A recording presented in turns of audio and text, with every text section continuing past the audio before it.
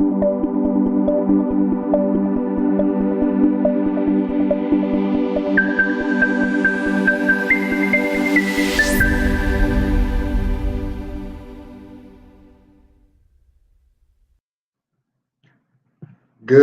evening, good afternoon, good morning to everybody, wherever you're joining us from. Welcome to another session of the U.M.B.R.E Movement's online forum, where we'll be talking this evening in our special Father's Day edition of the role of men in the family. And so we just want to thank you for taking time out of your busy Sunday to be with us to join in this conversation. It's going to be an interesting one, and we have an equipped panel that will be discussing this very important topic with us this evening. So, thank you for being here, and you can just take some time to, you know, invite your friend out, let them know that we are starting this session this evening, and it is a conversation that they cannot afford to miss. So, welcome, and I see people are here from St. Martin. So, thanks for being here. And wherever you're joining us from, I'm sure some of my friends who are from France as well will be on. So, bonjour, bonsoir. And also, if you are Hispanic, Spanish speaking, then buenas tardes y bienvenidos a todos. So, we are going to invite our CEO at this time, Mr. Denver Smith, to come and to bring greetings and just to give a little overview of the U.M.B.R.E movement, just in case you don't know what we're about, who we are. This is an opportune time for you to learn about U.M.B.R.E movement Jamaica. So over to you, Mr. CEO Denver Smith.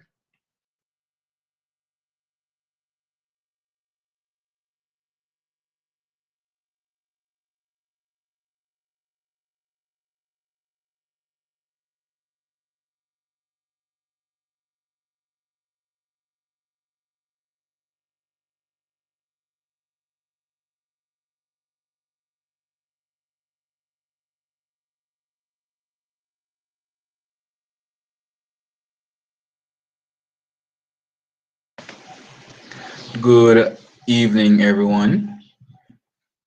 So the U.M.B.R.E Movement Jamaica, U.M.B.R.E Movement Jamaica is a non-profit organization that seeks to empower males against the different, struggles that they would are faced based on society's structure and also based on their level of motivation. We aim to understand male biases and redefine expectations through all the activities and conversations that we plan to we plan to go through it our for all our conversation for all our events. That's our main goal: to empower, to advocate, and to represent. There are a number of initiatives that we have planned. We would like to have different more forums that talks about issues surrounding various topics that most persons would like to have conversations around. And that's one of our goals, to have more conversations. Two, we want to have more males involved in productive humanitarian work. We want to also go into the various schools, various communities, and have projects where males can be engaged, they can be informed, they can really take part and become productive. We also want to have want to be a direct link to resources that males would need. Sometimes some males are from different communities, different backgrounds, different structures, and we have to ensure that we meet them where they are and to provide such resources that are needed. We recently launched our website just this week. We're also available on various social media platforms, and we have a capable and competent and also a dedicated team that is willing to assist, is willing to, bring forward the mission of this organization, and also its as we aim to reshape mentality, because man up don't mean if you shut up. Do enjoy the rest of your afternoon, and I hope that you may be able to engage in our chat, and those who wish to have their voices heard, just send us a message on YouTube, and we'll get your message out there, and we'll incorporate you within our conversations. Thank you. Thank you very much, Mr. Smith, for that overview of the Ombre movement. And of course, do not hesitate to check us out, especially those who are watching us live on YouTube and on Facebook. Our social media coordinator will post the different handles where you can become a part of our movement. So we'll be talking about, as I established earlier, Manayad, the role of men in the home. And it's a timely conversation given that it is Father's Day. And so, on that note, let me just pause a moment to say Happy Father's Day to all the men who play their role as a father to their own children, as a father to other children. We want to appreciate you today. Bonne fête des pères à tous les papas y feliz día de los padres a todos los papás. So, to talk about this topic this evening, I did indicate earlier that we have a group of individuals, we call them our panelists this evening, who will be engaging us in a conversation that I will pretty much host. So we have Truston Grizzle, who is a student, a final year student from the Northern Caribbean University.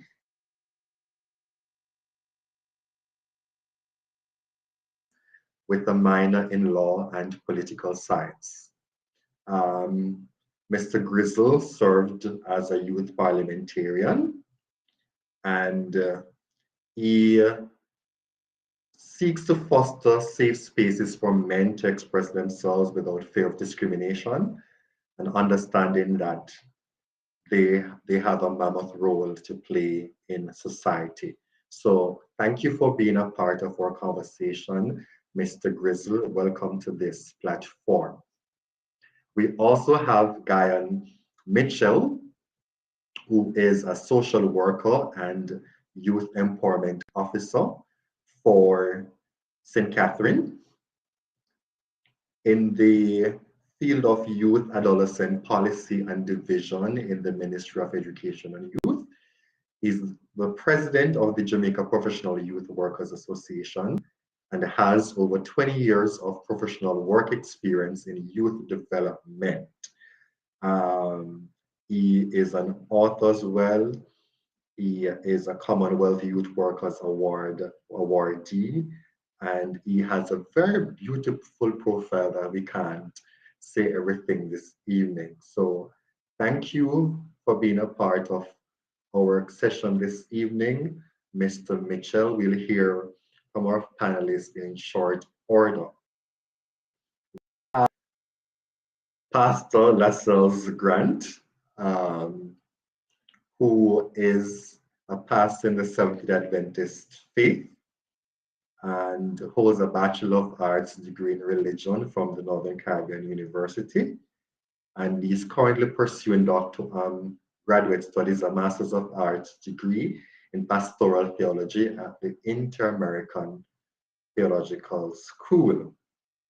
Of course, being a pastor, he seeks to empower people through the word, and he's passionate about preaching and teaching. Of course, one of his main principles comes from the Matthew 28 scripture, where he believes, as the scripture commands, to spread the gospel to all nations. Thank you for being a part of our panel this evening, Pastor Grant. And we have here Marsha Gooden, who has worked for a number of years as an associate clinical psychologist in both private and public sectors. And she's worked closely with children and families within the St. Mary parish. And her work has also led her to be an instructor also in the discipline. And so we look forward to the contribution that Miss Gooding will bring to the discussion this evening, being the lone female that is sharing on this male session. Of course, we believe it's important to have a female voice as well. So thank you very much, lady and gentlemen, for volunteering your time and your expertise to share in this conversation. So I want to start with a very important question, given that it's Father's Day. Why is it that Father's Day doesn't get the same attention like Mother's Day?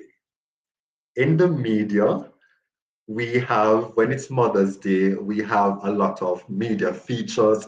We have a lot of, sales promoting things that you take out your mother, you can get her a gift card, stuff like that. Why is it that Father's Day does not get the same attention like Mother's Day?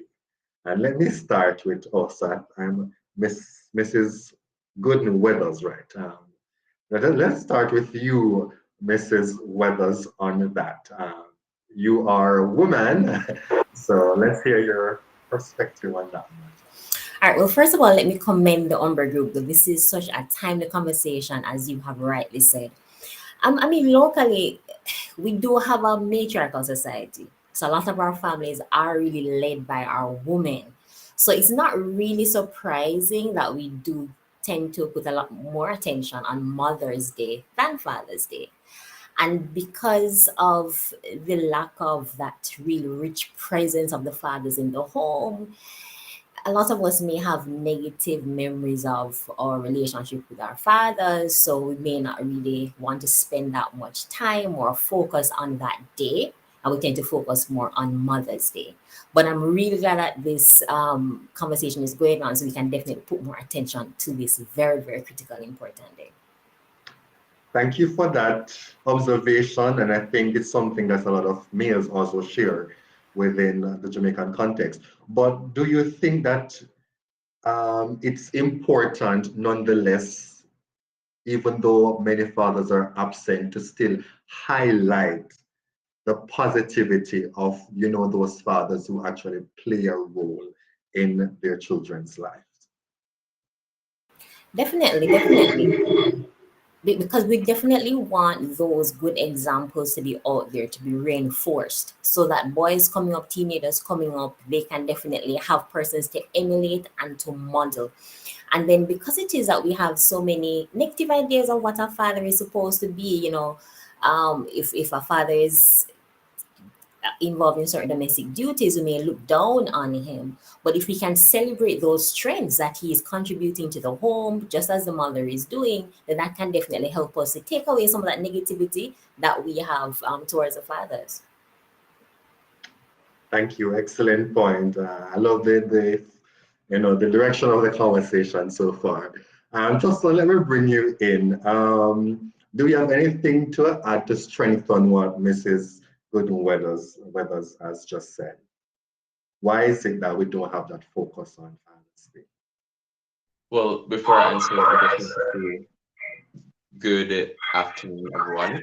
Um, I do believe father absenteeism plays a part in what it is that we're experiencing now. And as Jamaicans, we don't put that much attention on Father's Day as we do Mother's Day because of that reason. And I think it is a good initiative. This is a good initiative to really put into focus, put into perspective the roles and responsibilities of men, and not just men, but those who end up becoming fathers, right? Because I think if we don't have a structure, if we don't know what it is that we're working with, where we are and where we need to go, then the generations that are coming up will be using this model that needs so much changing. This is the model they'll be using. And so if we continue with the trajectory on which we are going now, we aren't going to see a change. But that's not what we want. And so an initiative like this is going to really help us to change the status quo, help us to understand that men do have a responsibility and we should live up to those responsibilities if it is that we want to uh, be celebrated as much as women are celebrated. Absolutely. So if we want to get the attention, then we.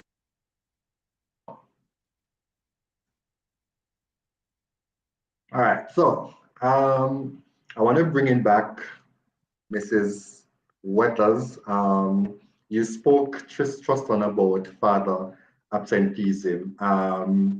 What are some of the implications that this has caused in families? Of course, we are the U.M.B.R.E movement. We mainly focus on males, but we would want to assume also, and again, I'm happy to have somebody in counseling psychology as well to bring some perspectives based on experience, because fatherlessness, the absence of fathers does not only affect males, but also female.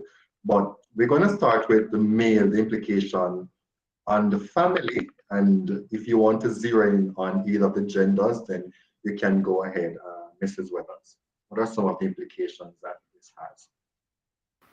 Okay.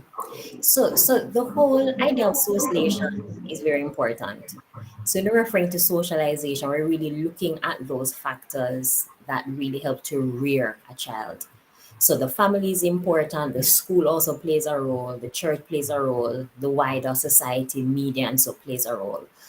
But the family would basically be that first place that both boys and girls really learn what it means to be a boy or a girl, right? So we definitely want to have strong role models from mothers, from fathers.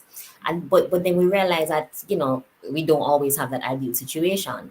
So we have a lot of kids who tend to have a lot of mixed feelings towards fathers when they are absent. I remember working with a family. The father, he wasn't able to be there, and the mom would really be working hard in order to assist him. But it's like no matter what the mom did, it's like there was still a yearning for dad to be there. And sometimes we would have times where the child may idealize their father or the absent parent, in this case referring to the father, and kind of see them almost as perfect and always wanting to probably go where they are, spend more time with them, and seeing the parent who remains as someone who may be, hard to please, have a lot of high standards, and so on. So it's almost as though there's this imbalance as to, who really wants me? Where do I really belong? So it can really play on a child's mind in terms of their sense of belonging, their sense of identity, and can really lead to behavioral issues as well. And really this emotional void, really just wanting to bond with that other parent. Wow, wow. Yeah, the conversation is necessary to have. It is very interesting, and I really appreciate the perspectives that you have been bringing thus far to this very needed conversation. Um, First one, let me hear from you. What are some implications that fatherlessness, absenteeism of fathers has had on children? All right. First of all, before we even get to the aspect of um, what the results of father absenteeism, right? Let us analyze the role, well, some of the roles I guess we'll get there, so I'll not go into details, right? The father has a responsibility of providing for his household, protecting his children and his wife. Um, and not only that, he has the responsibility of sustaining the family, right? So if it is that we have an absent father, then these roles and responsibilities will not be fulfilled.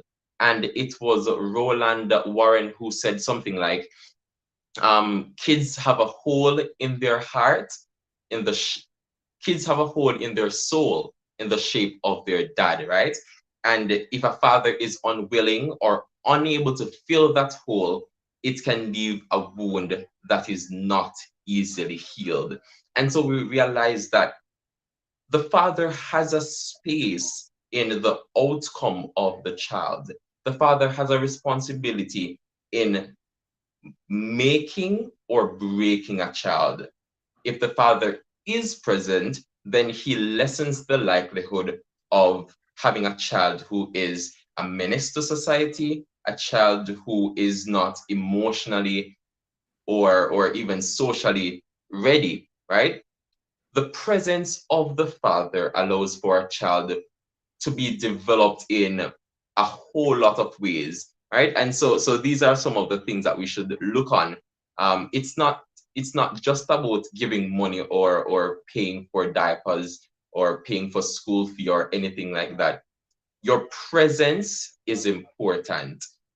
You being there and being the role model of your child is important, because if you aren't there, you are actually playing a role model in that child's life, right? What you're telling the child is it is okay not to be there. I'm not there. I'm your role model. The child is looking up to you, and especially the males who are looking up to the father figure of the house. If the fathers aren't there, then the child may very well take it to mean it is okay for me not to be there for my family, right? And sometimes growing up, children will come to realize and understand that this can't be right. This can't be how things intended to be. And so we have a change in some of the children. But generally, they live what they learn, they live what they see. If they don't see the father there, especially the boys, as I said before, they may take it to mean that, okay, when I grow up, when I have my girlfriend, my wife, my children, it is okay for me not to be there because my father wasn't there. And they won't understand they won't necessarily understand the negative impact that they are bringing into their families unless we have social conversations like these. And Wow. if I Yes, may, go ahead. Go ahead. right, and that's a very interesting point Tristan was raising, because whether or not we are intentional, or whether or not fathers are being intentional, a lesson is still being taught, right? Mhm. Whether you're there playing an active role or you're not there, you're still teaching something, right? So, and for any dad who is listening, we definitely want to realize how important your role is, but you can decide the role that you want to play. You can decide what you want to model for your children, but any decision that you make, that is what they are learning. Wow, so which means that based on the hypothesis that Tristan just gave, the the cycle continues. That could have that is one of the reasons the cycle continues in in our society. Why we have so many abandoned families, because especially as I say, the boys they grew up to become men, and because their fathers were absent, they probably think it's a norm for them to be absent as well in their families. So absolutely, there is a lesson that is being taught, whether in a positive sense or a negative sense. I think Mitchell Guyon is here. Do we still have him?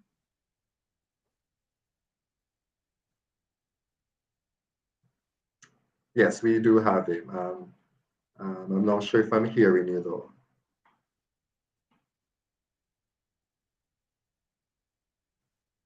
Is your mic on?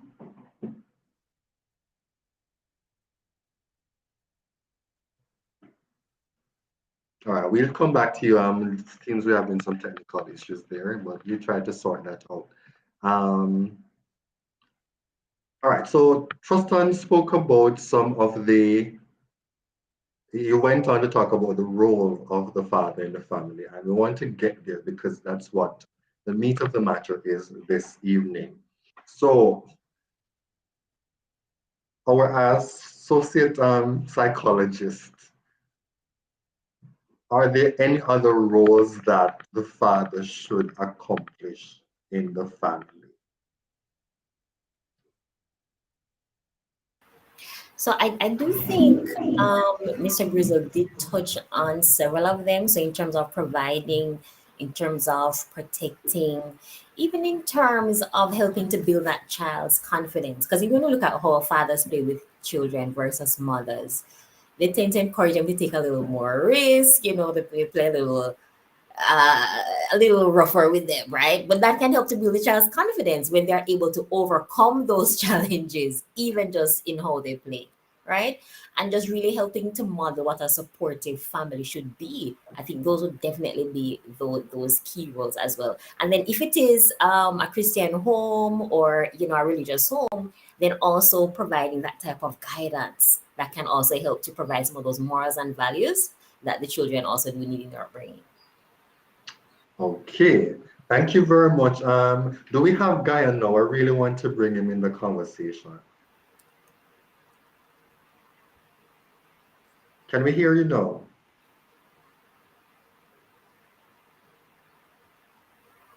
We seem to have some technical issues. Hopefully, we can get him back on the conversation. Um, so, we talk about the father being the provider, and we spoke about the religious aspect, and we can quote scripture in that regard that the father should provide for the household. The first session we had under these fora, we looked at identity, and we looked at the, I think there was a discussion about what makes a man at some point.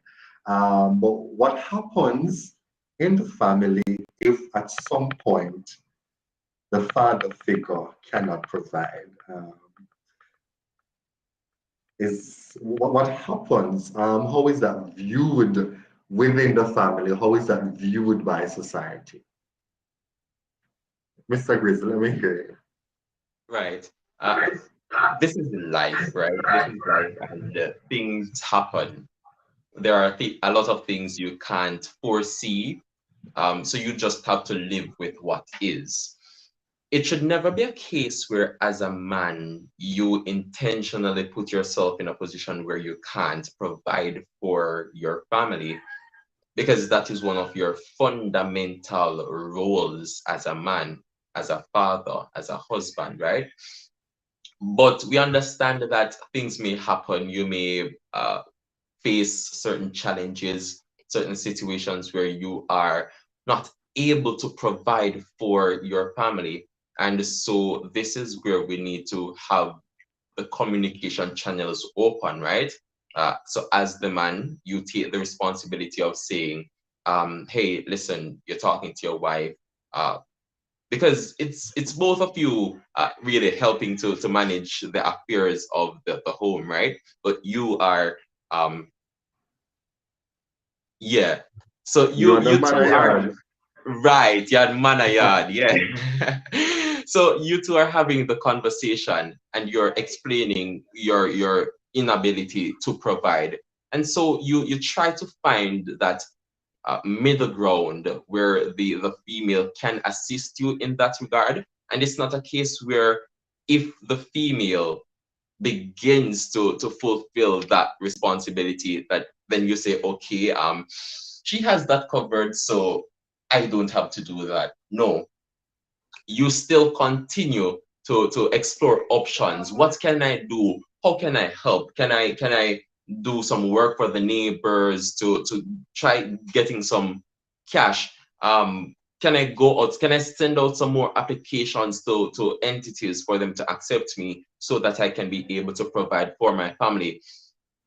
You must be active. You must be um always on the go and Okay. looking for ways in which you can provide for your family. It's never a case where you should settle and be okay with not doing so. All right. You've said quite a bit, which is very interesting. But I want to ask Okay. that this other question that I think Sting Guyon is his mic is working, which is great. And then I come to Mrs. Weathers. Is it easy for a man to have this conversation with his spouse, whether wife or girlfriend, baby mother? Is it easy? Because I've heard the discussion so many times, and I have friends who are married who reason like this that listen, if I am broke, I would prefer to ask to go and tell one of my male friends, borrow some money, as opposed to talk to my female companion about it. Is it a conversation that is easy to have? And I literally I struggle with the question too because where did it come from? Is it something that we just adopted from the society that we don't, have this kind of frank conversation? Why is it that so many males are afraid when they are broke, when they are low, to have this conversation with their female counterpart? All right. I think that fundamentally a lot of the females get it wrong sometimes as well. And so they look on the male as you must do that. Like, regardless of what happens, you must be doing certain things, which is not necessarily a fair game to play because in certain circumstances, you just will not be able to. You try, but you won't be able to. This is where the females need to be taught a lot of things as well. They don't have it all right. Neither do men have it all right. But you should be able to have that conversation within your relationship. Yeah, you should be able to sit down and have that honest conversation without the fear of being judged. It is not easy, but we're humans here, right? Um, a lot of females make it very hard for for men to be men, and I think that's where you have the emotional withdrawal. That's where you have the men not wanting to have a conversation with them for fear of being judged. And so you can go to your brethren and talk to your brethren about the situation, and he can assist in whatever way he can. But that should never be the case. Your spouse should be your best friend, and you have every conversation with your best friend. If it is that you can't have a conversation like that, then something is intrinsically wrong. Something, a part of the foundation wasn't set. Something is wrong down there. And so there are certain things that must be changed. Because what can't you tell your best friend?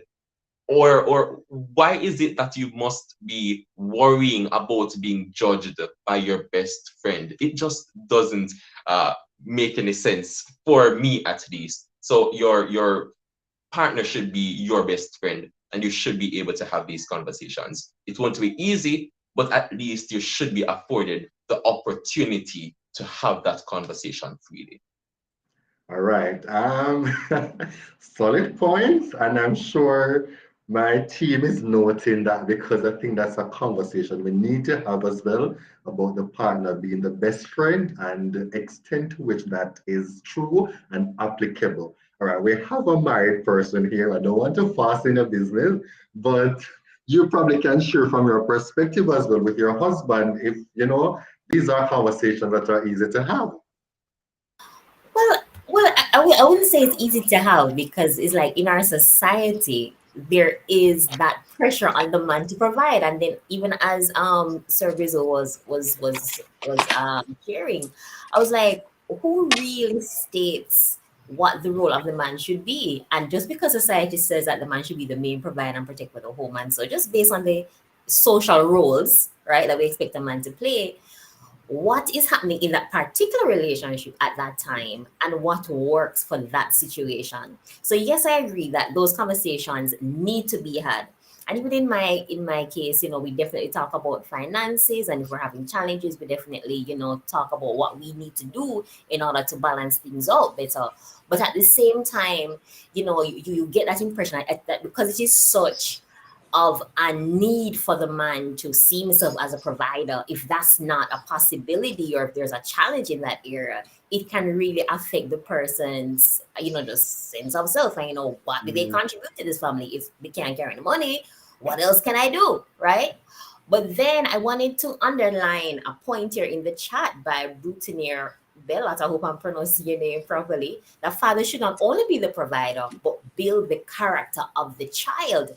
But because we tend to put so much pressure on the man to provide for the physical needs, the food needs, the money needs, and so on, those other roles are put on the back burner. So if the man is not able to provide financially, it's like he sees the major part of his role just taken from him, and it can really affect his self-esteem and even make him feel emasculated.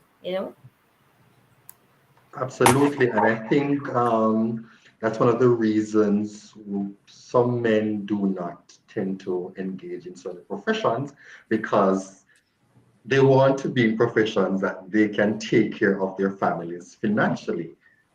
Because whether we want to accept it or not, money is a big deal for a lot of men. It's one of the things that make them feel like they are men. And so if they don't have that financial power, they feel inadequate. But we want to reshape that mentality. Sir Michel, we have you and we want to hear from you. We've been talking about the role of men. I want to shift a bit though to look at, we spoke about the man being the provider and the physical needs being taken care of. How important is it for a man to be there to support the emotional needs of his child? All right. Good afternoon. I hope you're hearing me now. Perfect, perfect. All right. Good, good, good, good. Well, I mean, I've been listening the conversation and very interesting conversation thus far, I must say. Fathers or men are very important in the home. And matter of fact, I am a youth development specialist. So my work is mainly with youths, and would we as youth empowerment officers, we work a lot with um, communities that are would considered at risk communities, working with young people who face various challenges, and there is a high amount of young men who are already parents, and they themselves, um, you know, living in a home where there is a father figure, where they are not getting that emotional support, and that actually affect them in terms of how they deal with their own children. A matter of fact, uh, the conversation in terms of men being the provider, a lot of our young men believe that is their main role. And so they don't give that emotional support. They don't, do a lot of the hugging and, showing that care. They just believe that, hey, once they are able to provide the money, then they are playing their role. And so when they talk about being a good father, it always, in most cases, it has to do with money. Once they are able to provide, yes, me I take care of my baby father, I'm a baby mother, yeah, I'm a good baby father. That is what they believe that makes them a good daddy. You understand? And guess what? It is coming from, it's coming from history. I mean, it is said that they are supposed to be the provider, and that is what is preached. You are supposed to be the provider, the provider, the provider, the provider. You're supposed to ensure that they eat. You understand? But the other things are very much important just the same. And so, as a society, it is very important that we now start to get our men to think different. You understand?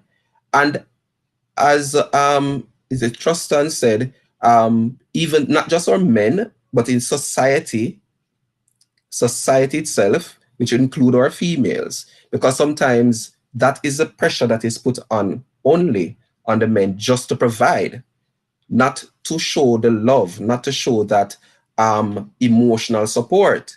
So if you're broke, you still can hug, you still can be there, you still can sit and read with the child. Those type of support is needed, and that is lacking in the home, in many of the our homes. And it's not just a downtown thing, but it's uptown and downtown. It's rural, urban. It is something that is happening all across our society in terms of men showing that emotional support. It's not there. It's not there. There are some that shows, but I'm just saying for majority, especially here in Jamaica, it is something that we can see. We don't need a lot of statistics show, it is preached on our men to provide the money. But I like organization like this because it is the conversation is needed. The conversation is needed, the dialogue is needed for us to, empower men so that they know that, okay, that alone does not make you a good father. Just putting the money there, it is not the only thing. There are other things that are very, very important. Thank you. Thank you, Mr. Mitchell. We're going to take a break shortly, in probably 2 or 3 minutes. But I want to ask the panel the question, how is it that men are expected to, provide emotional support when men don't have emotion? Men have emotions. Right, right. You're asking us to do something that we don't possess. I was just going to make that point that you cannot give what you don't have. And so a lot of males will give financially because they can go out, they can work, and they can bring in the money. But you can't necessarily go out, come in, and bring in the emotional help for your children, for your wife, right? That is something that has to be taught. That is something that has to be learned, right? And so, as Gion said a while ago, these are the things that we need to do. These are the conversations we need to have. Because if I don't have it, if I don't have that emotional awareness, then I won't be able to give it. And so I may be able to help my family financially, but it will be emotionally lacking. And a lot of persons would actually prefer to have a father who is emotionally there and who understands the importance of emotion than to have a rich father, you know? So we need to be careful in that regard as well. Yes. I just wanted just to add, one of the persons in the chat who said children tend to remember the quality fathers spend with them. A lot of times, even us, as adults, if you can remember those moments, sometimes you don't remember the money, but you remember when, whether it was a mother, your father, when they were there during the difficult times. You understand? So those are the things that the children do remember. You understand? And so the money, it's the money you might give all you can, but if you're not giving that support, then trust me, All trust right. me. I hear you. I'm coming to you, our psychologist. What Tristan mentioned, I wrote an article just this week and I highlighted some of those issues about a man cannot give what he doesn't have. And isn't that society is expecting too much of a man? And even from personal experience. Now, my father, for example, his parents died when he was very young. And so he grew up rough. So he did not get that emotional support. And it was very difficult to pass that on because he did not get it. And I started university pretty early. So when I started, I mean, I studied teaching and we had to do educational psychological courses. So I learned from very early that, okay, your past experiences shape who you are. And that's how I started to realize that because there was a lack in his past, then I couldn't have had certain expectations of my father. And what was challenging as well, for me, I thought that having had so many children, at least I think you would have learned over time. But it is not always the case. It is not always the case. And so, you know, being the more educated one, the more exposed one, then, all right, have the opportunity to sit them down and have certain conversations to say, all right, I know that this may have affected you, but you probably can use these strategies to help. But I think sometimes we expect a lot from men and they did not get that experience in the past, so they can't give what they didn't get. Yes, our psychologists. Any That, thoughts that's a on this? that's a very good point. And because we get information from so many different sources, whether it's the family socializing us, or as a man, like for instance with your dad, probably realizing whether from feedback from his peers or from other dads that maybe there are things he could work on, and then maybe take the initiative to probably get a mentor, an older father we could probably just have like a reasoning with and get some strategies from. But I think it would take our males who are probably having a difficulty making an emotional connection to really, be open enough to reflecting and taking feedback, which may not be the easiest thing to do. Because as it says, if you don't have it, you cannot give it. But sometimes we may need to get that realization, whether from getting feedback from someone or us coming to that space on our own and then making the moves, taking those steps to learn and to enhance. Because even though the role model may not have been there in your childhood, you can still get the information, get the skills, join a group like U.M.B.R.E, right? Read some books about some fathers who are go through them and do them thing, right? So there are other things that fathers can do to learn some of these skills that they probably did not get when they were younger. All right, we're coming up on the break. We should have taken it, but do you think, Okay. that the cognitive capacity also plays a role in terms of how open our men are going to be to accepting that, listen, I have a lot of limitations that I need to work on, because sometimes I find that I don't want to sound degrading or anything, but sometimes I find, I mean, I'm a lecturer myself, so I find that the intellectual capacity does not allow certain people to have the level of reflection. And so if you can't touch the cognitive self, it's going to be challenging to get them to understand certain things that are critical to development.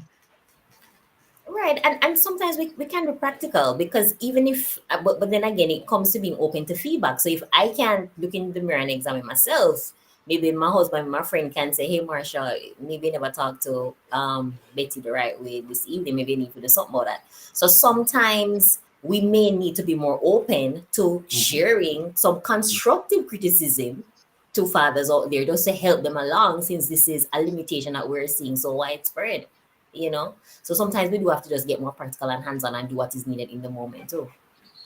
Thank you. Grizzle, let me bring you in and then we go to our break. Yeah, I was just going to add that a lot of males, they are not willing to accept that there is a possibility that I was wrong. There's a possibility that I could have done things better, because they think the moment they say that is a moment in which they think that they have failed, right? And because they don't classify themselves as persons who are failures, then it just isn't even worth thinking about that I need to improve in this area or I need to do things better, simply because they don't believe they failed, they're not failures, and yeah, that's very challenging. All right, thank you very much for up on our break. This is the Manayard conversation, or special Father's Day edition here at the U.M.B.R.E Movement, talking about the role of men in the home. We'll take a short break and then we'll come back to our panel for our to continue this interesting conversation. Stay tuned.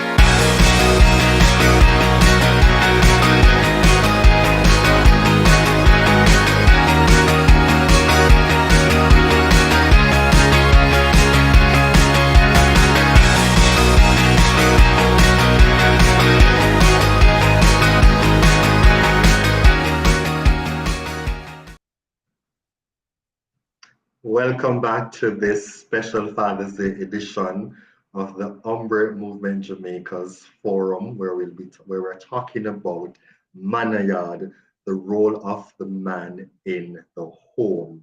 Of course, I'm Anil Madden, and I am hosting this session this evening. If you're just joining us, welcome.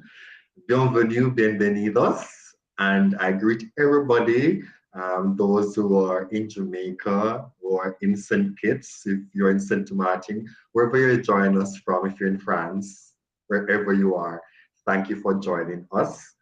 And I also want to thank the panelists that I have to discuss this very important topic this evening. We're going to continue our conversation, and I specifically want to start with our males who are on the platform, our panelists, and those who are in the chat, on watching on Facebook. You can leave us a comment as well. We appreciate your comments so far, and we want to keep them coming. And of course, there's still time for people to join the conversation, so you can still tell a friend, a family member, that we're having this enlightening conversation. Mr. Grizz, let me start with you. Did your father have the boy talk with you?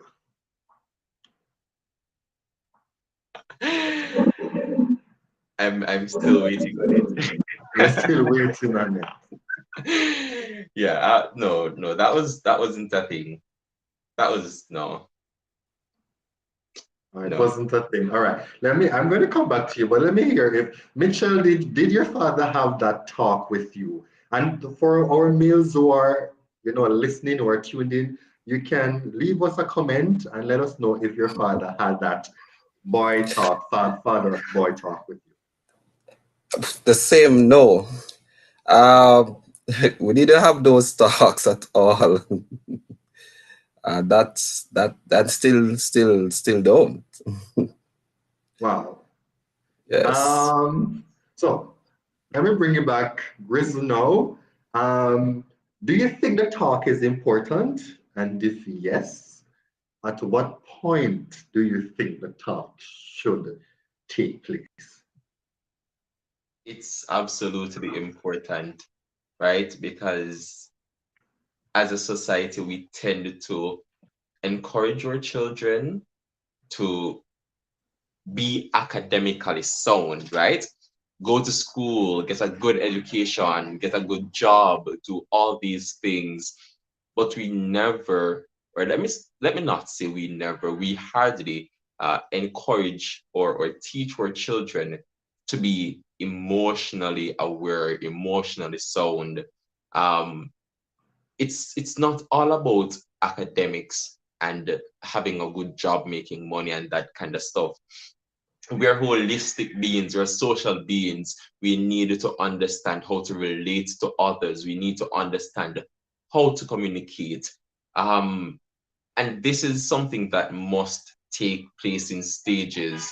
You know, from that moment, you know that you are going to become a father, you start making preparations. And, you know, you have those little thoughts when the baby is in the tummy. And when the child is growing up, you constantly invite those conversations. You entertain simple conversations. It doesn't have to be anything big. So you kind of build that bond and allow the child to feel comfortable with knowing that, hey, you know, I can actually go talk to dad about this because we have that connection, we have that relationship. If you wait until the tree is grown, if you wait until the child is old, then you may be able to still have the conversation, but it will not be as effective. It would not be the best time to have it. So I think the earlier, the better. Have it in stages from the child, from even before the child is born. Okay, thank you. I'm not sure if you're trying to be PC, politically correct, and very modest in how you know, you shape your response. I'm very open. I'm very frank. So I'm gonna ask you the question because I think ASL Directions is asking what talk are we talking about? Um, but it doesn't take away from what you have said about, how to socialize, how to relate, to see things outside of the academic context because we are holistic beings, we're social beings, and we operate in a society where we have to interact with others. So, well, you say you didn't have the talk, but there are different stages of development, and of course, we're going to rope in back our psychologists. There are different development that the human goes through. But clearly, neither yourself nor Mitchell had a talk with your father about the puberty years that you will eventually encounter, the changes in your development that you will notice, and the natural reactions that these changes, these developmental stages will bring about.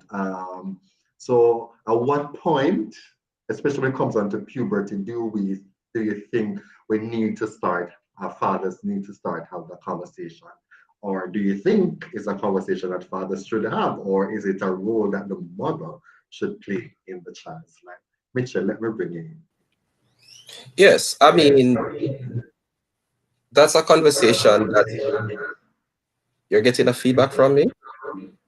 It's fine. I think it's fine. Okay.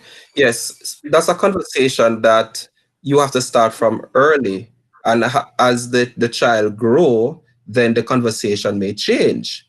You understand? But you have to start the conversation from very early. Because when you start the conversation from early, then you start to build that level of trust So you start to build that trust from they are young, from before they, as a child before the child starts to speak, you're there, you're having conversation. So the first words are so on, you're there as a father, you're having conversation. But as you know, the conversation change.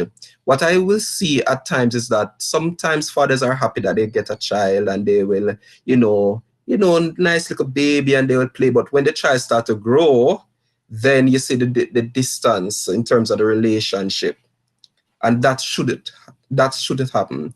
What's supposed to be happening is that there's a continuous conversation, and the father is there, with the growing with the child. So there shouldn't be that gap where the conversation is concerned.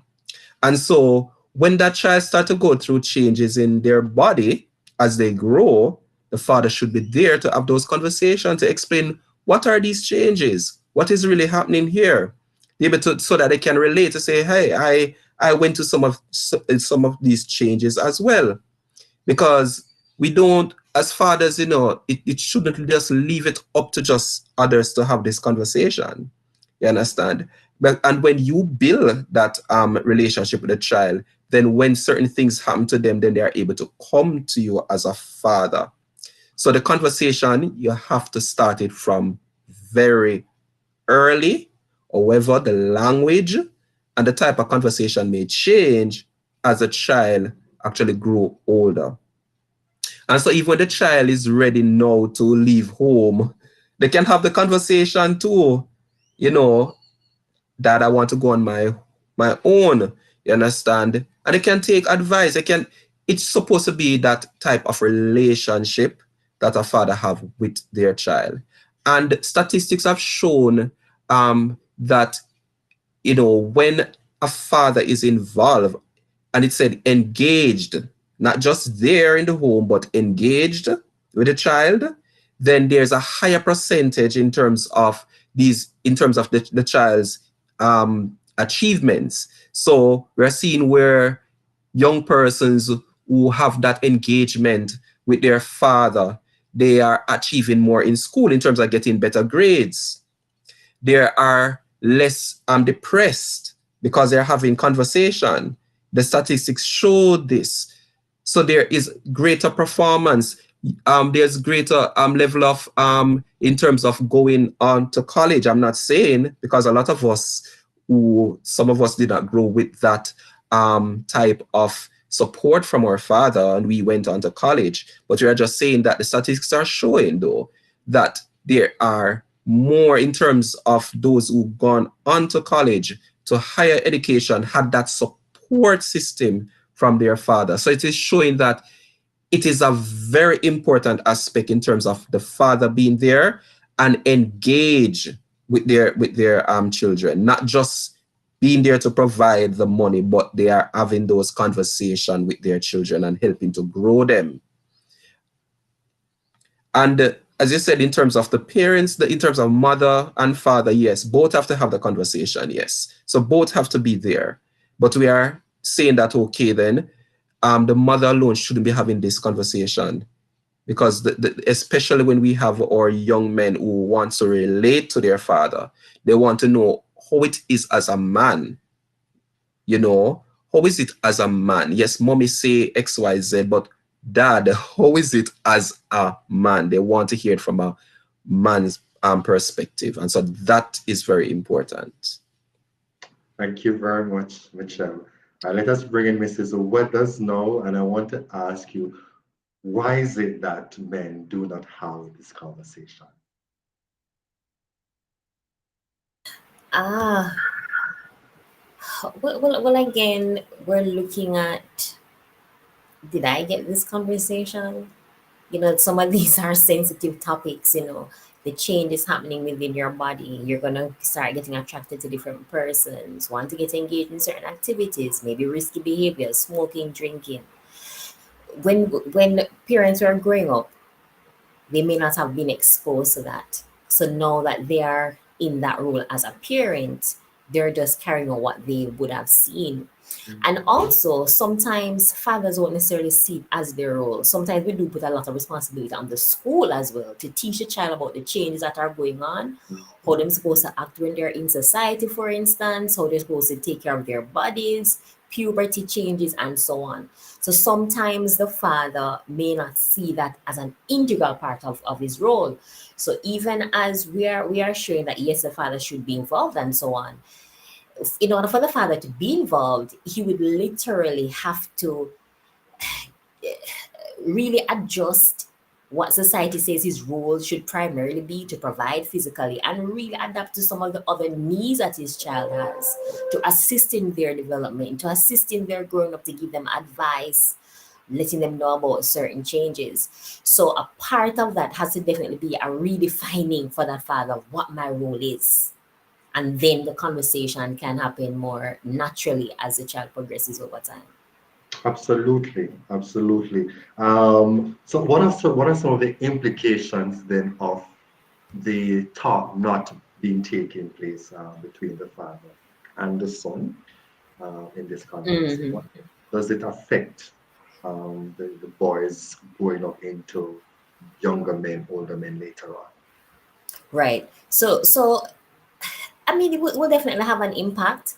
But then here's another way to look at it. Whether or not the father is going to teach the son in this example about the changes happening in their bodies, the son is still going to learn information from somewhere else, right? Whether it is their peers or the latest song that is out there, a DJ will probably raise him, or social media, something, the child is still going to learn from somebody, right?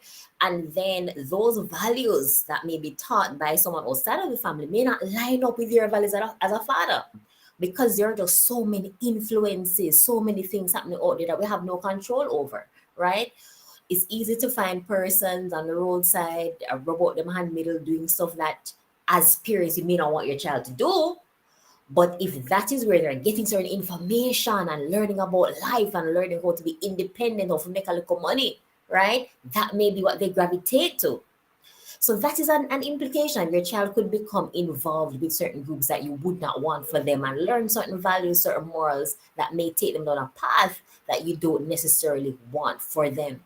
And then because of that gap that is likely to be created between yourself and your child, because that conversation didn't occur, it can really make it challenging for you to then counter that information and to assist your child to make some more responsible decisions. Thank you. I'm seeing a question. What about if the father never had the talk? How can we change it to pass on to his children? I think well, that's a fair question, but a lot of fathers would not have had those talks when they were children, just because their fathers weren't as educated or thought that it was an important talk to have. They didn't see why it was necessary, right? And so it continued down the generation. And so now we are realizing that our fathers don't necessarily have that talk, but somewhere it needs to change. And if it hasn't changed before, then we now need to change that, right? Because as I said just now, the information will be gathered from somewhere else, but what information source do you want your child to be getting information from? It is also important for the mothers to also be a part of the conversation, because let's say the father does have the conversation with his son, right? Um, that is the talk, yes, but the application of it now. How can I apply what was said to me? This is where you go to mommy and say, or not even go to your mother, but you're having talks about how the female responds to a male in certain situations. How can you kind of be emotionally vulnerable when you're speaking with other females? How can you communicate best with other females? This is the part that the mommy plays an important role now. And so you realize that both parents play an integral role in helping the child to be a holistic being, and so they'll be able to communicate with others of their own sex and know what is happening inside their bodies and how they pass on or use that information. Grizzly, let me ask you, is there any specific thing at this stage of your development that you wish your father had a conversation with you about? A specific thing, no. I think if we had conversations, then it would be good. Like that's it. Have conversations about anything, everything, because in that way I would be more emotionally mature and know how to interact with others, because I think there's a kind of void there, and I'm now learning how to really communicate, how to respond to individuals. And so it's not just about having a specific conversation or one type of conversation or one topic or whatever the case is. It is a blank sheet and just having conversations. Okay, would have appreciated that. What Yeah. about you, Mitchell? Yes. Well, I couldn't pinpoint anything directly. But just to think about myself and the impact it would have had on my life if I had more conversations in terms of even achieving my personal goals. You understand? And I think even in terms of me, in terms of how I used to think about my father and the role I think he should have been playing, and that anger within, I think that would have even prevented me from achieving certain things as well.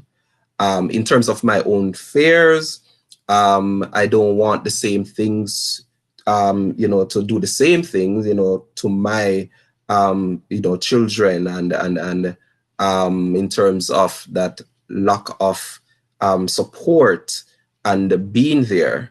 And it's not a case where I don't know my father. It's not a case where, I grew up not knowing my father, but it's a case where that emotional support was absent. And I believe if I had gotten that, then that would have given me, in terms of me achieving those things that I believe I should have achieved at an earlier age, And so it's not that particular conversation, but it's just a conversations in general that I think I should have had. And I believe that would have assisted me, as I said, in achieving certain things at an earlier age in life. And so, and in terms of those fathers who would have never had the conversation, and that's why we are having these type of things, because we are trying to ensure we empower them, so that they can have the conversation. We can't change what happened in the past. Society is set away, and it's still set a certain way. There's still these systems that are in place, but we have to see how we can now kind of change that, in terms of changing those conversations, and no having those conversations where we are talking to men about their feelings. We are talking to men about how they express themselves. I know that there are a lot of focus now in terms of persons talking about parenting workshops, but we also need to ensure that these parenting workshops are also focusing on these very important topics, in terms of going deep, in terms of, we know they didn't have the conversation, because we know society had those particular conversations before, and we have lived to see the effect of those conversations. And so we want to know, reshape the minds of our men in terms of how they think and how they interact with their children. And so we have to now change that in terms of the conversations that we are having. All right, well said. I'm going to give you a question you and Grizzly to think on while I go to um, Mrs. Weathers. Among your own friendship group, if you have like a new generation of fathers, young fathers, do you see within them where they are trying to, reshape that kind of mentality? So think of that, think on that. Let me go to Mrs. Weathers. I want to ask you, in your experience, have you ever had children, particularly males, who would have expressed fear of exhibiting certain characteristics that their fathers exhibited that they wouldn't want to exhibit, but because there may be a genetical, biological implication where the father probably demonstrated certain things, they certain negative behaviors, and they thought that would have affected them. Have you ever had that kind of experience in your I can't think of any specific case right now. Maybe because most of my clientele was like under 12. okay. I can't think of any particular case right now, but I can definitely imagine that there would be young men out there who definitely want to be going the opposite way. Even today, Mhm. there was a conversation being had that, based on the example that was set by his father, he just wanted to do the total opposite thing. So we can definitely, see that that happens. But I wanted to make another comment based on the dialogue happening just now, because yes, the fathers may not have had the conversation when they were a child, so they're not able to give it back and so on. But what else can we do to assist our children to ensure that they are still being engaged in these conversations? Because the reality is that some of us may never have a conversation with our father, whether that talk or any talk at all, right? So is there a teacher who we may trust or a pastor who may be, leading a home in a positive way, a mentor figure who could be someone that is trusted, someone, who is looked up, who has earned the respect of the community, who could possibly have a group with youngsters and really assist them in, growing up, giving some advice about changes, how to deal with relationships and so on. What about the roles of other men in the child's life? Could those other men also assist with having some of these talks and some of these practical conversations? How do I express myself when I'm in relationships? The uncles as well, the grandfathers, because some of us may not have that father there, but it doesn't mean that we are not going to be able to still be exposed to these well needed conversations. So it's also important for us to see what we do have, right, in Mhm. terms of the positive male role models that we do have around us, movements like the U.M.B.R.E movement, other group sessions, as what the youth empowerment officer was referring to. So we can use those resources in order to fill some of that gap that our fathers may not be able to meet. Absolutely. In my practice as a teacher for a couple of years now, I've seen where a lot of young men gravitate to me. Um, Truthfully, some of them are pretty much my peers because we're in the same range. But because we also have a very small percentage of males in the teaching profession as well, whenever the young men see a male teacher that they can emulate, then they tend to, capitalize on that experience, to have certain conversations. And I think our men or educators need to, if they're not yet aware, they need to be aware that listening to play a very important role.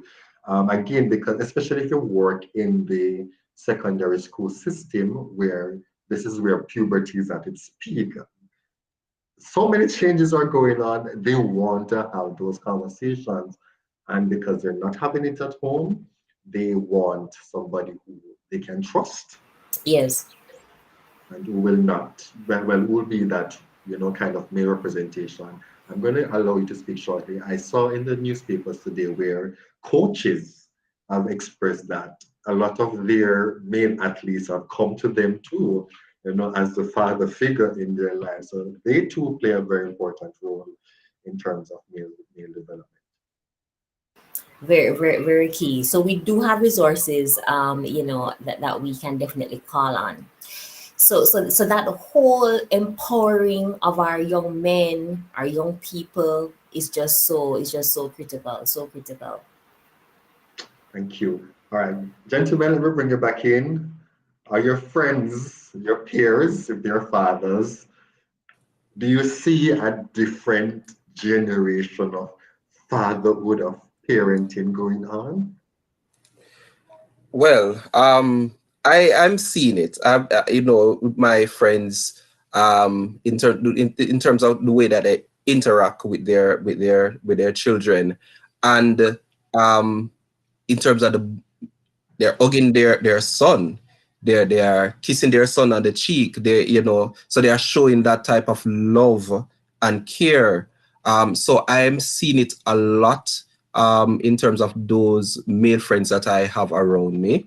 Um, and I can see even two right now, and then I didn't think about it in terms of if they had their father in their lives, but for those two, I know that they had their father in their life. Their father was around. I can't say in terms of the father engage them in terms of the emotional side and all of that, but I know they grow up with having a father figure in their life. But I see how they take care of their children, and especially how they interact also with their sons. There is that love, there is that emotional side of it, that emotional support. So it's not okay, you're a man, you must just man up, but they hug them. You understand? They hug them, they show them compassion and care as well. So yes, I'm seeing it. So that is for my close friends. And also the my relatives as well. I'm seeing that difference from when I was younger growing up. So I guess that is saying that there is some improvement in terms of how men interact with their children, and these are younger parents. So because what I do realize too is that some of the older parents, they are already so cultured.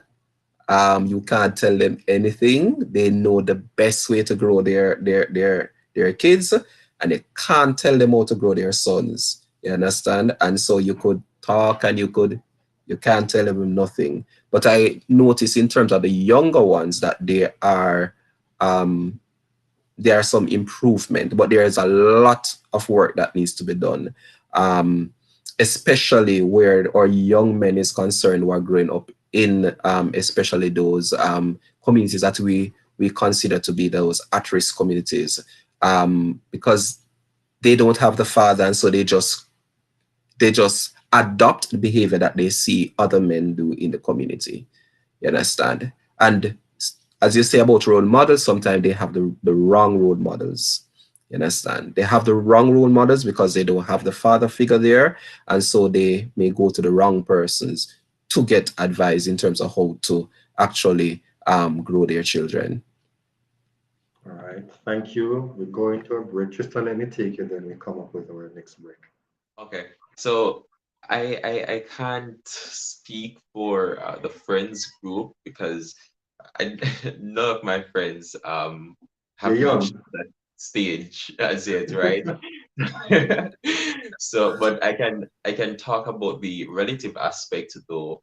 Um, in that regard, I see you as Jan said just now, a bit more hugging and using the word love a whole lot more.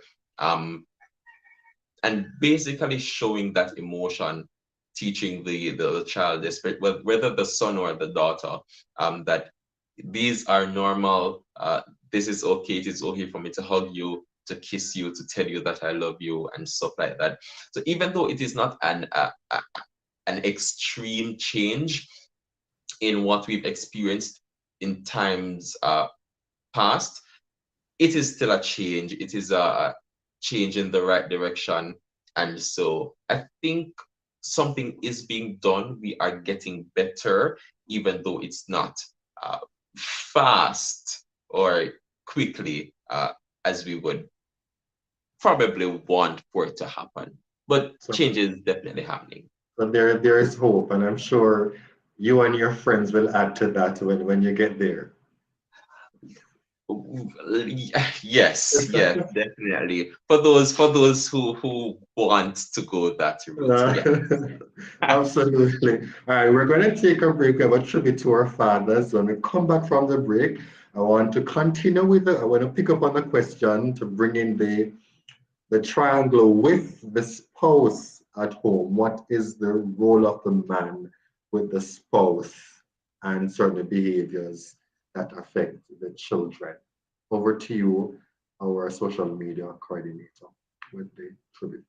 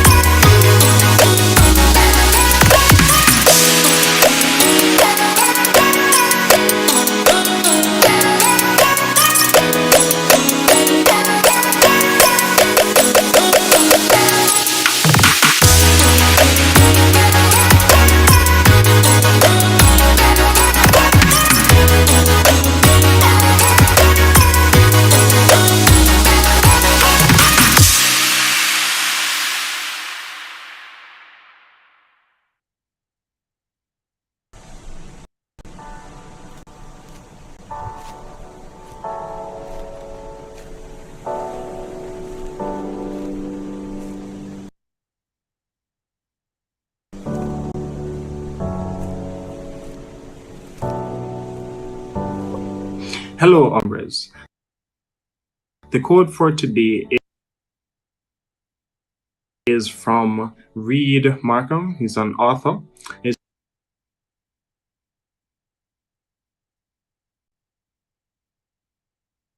states, "The quality of a father can be seen in the goals, dreams, and aspirations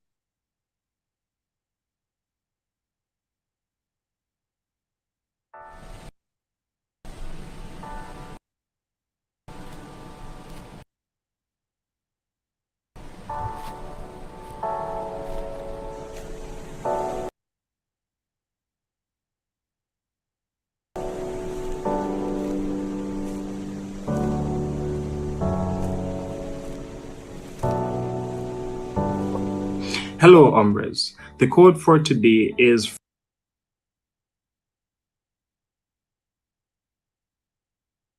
from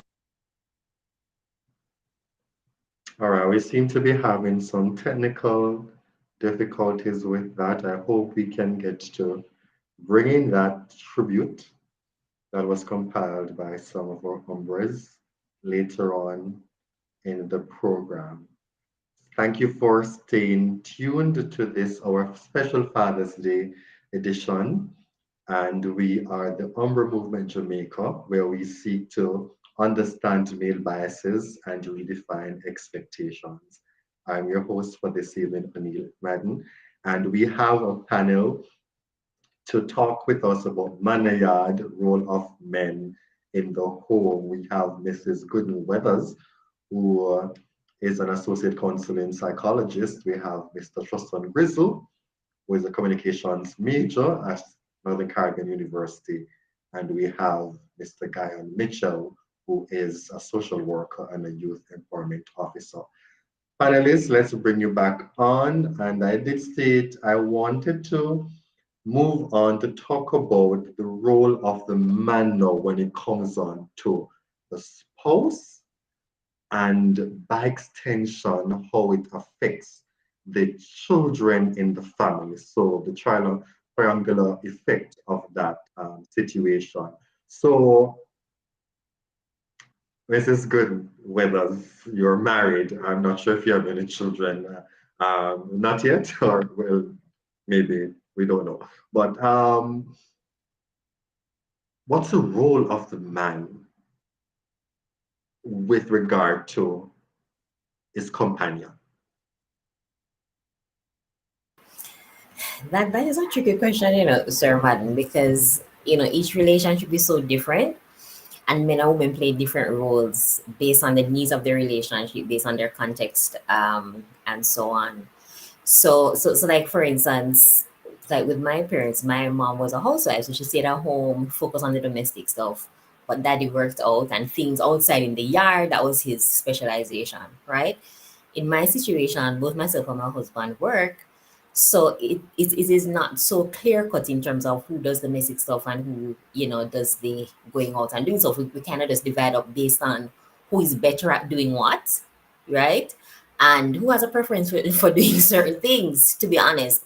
So to define the role of the man and the woman in the home, it's a little tricky because I do think the relationship and the needs of the relationships are gonna define that.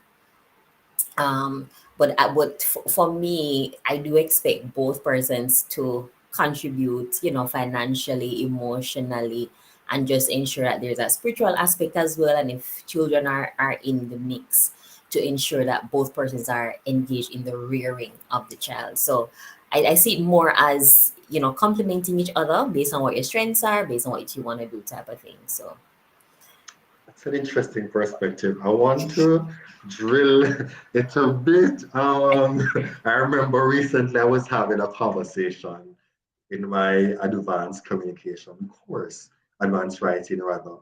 And so my ladies, some of them were saying in their relationship, they don't believe in 50-50. They believe in 80-20 and all the works. And yeah, I don't know. Do you have any perspective on that? Because I think sometimes gentlemen, men feel pressure that in the event where the woman works twice, thrice the amount that the man works financially, the man is still expected to provide as though he's earning equal or more than the female. So how can that be sorted out? Of course, as you mentioned, which I respect and I agree with, that the needs of the relationship are contextualized, so we can't generalize there. But do you have any perspective on that? Um, so there's a difference between being equal in terms of just splitting down 50-50, and really being equitable. So really the person contributing to the household needs based on what they can afford.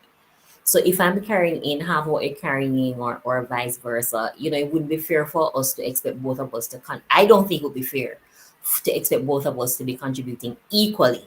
But if maybe we could do it like on a percentage basis. So or you could even split and say, all right, who's going to cover the bills, or who's going to cover the food, or whatever. But it's an interesting point. because it kind of goes back to whose money is it, since we're looking at finances. Is it my money and his money, or is it our money? Or like when we're doing premarital counseling, is it God's money? Because like if we see it as God's money, then okay, I have to be responsible for it, not just for our needs, but how can I also be of service to others? So my views on it are mixed. My views on it are mixed, to be honest. I don't necessarily have a percentage that I would say, but I would say just try to be as fair and as equitable based on what the parties are bringing in, but be open to having conversations before you even embark on certain long-term relationship too. Because you know that 50-50 expectation and that 80-20 expectation can cause a bag of problems. Uh-huh. So Uh-huh. let's get this sorted out before we make certain commitments too. It's interesting because I mean we're going to have other fora, but even the whole notion of the two becoming one, so do we have one joint account, that kind of stuff. But let me hear what Grizzle has to say on this. I mean, it's it's it's a very interesting question, and Yeah, as we ask said interesting in the chat questions. a while ago, it's a conversation that must be had with the between the couple, right? Um, it's actually a tricky situation because not all females expect the same thing. Yeah. A lot of females would be okay with a 50-50. Some of them would want to provide uh, more than, so that they feel as though they are contributing something, they're bringing something to the table. Whereas you have the sect who believe that it is the man's responsibility to do most of the things. And so you have that 90-10 cut. But it's unique to each situation, and I don't think you have a general answer to fit all situations. It's not a one size fits all answer. You just need to have the conversation, and we've been talking about having conversations and all of this, and this comes back down to communication. How do we communicate? How can we communicate? What is the best way for me to communicate with you? How can you communicate effectively with me? And so, yeah, it's unique. You need to have that conversation with each other, not a one size fits all. So, based on your perspective position now, are you a 50-50 or I am for equity. you like to be PC, you know, I notice you. Yeah, man. Whatever works for both of us. Yeah, whatever works for both of us. That's what I'll go with. All right. Michelle, what about you? Yes, I think it come back to the conversation again, because at the end of the day, both persons in the relationship must feel comfortable, and and they must be happy with their relationship. And so at the end of the day, they will have to know in terms of what kind of arrangement they want to make. And so this is going to happen through having a conversation and knowing your partner and the expectation of your partner. These conversations have to happen even before you make a long-term commitment.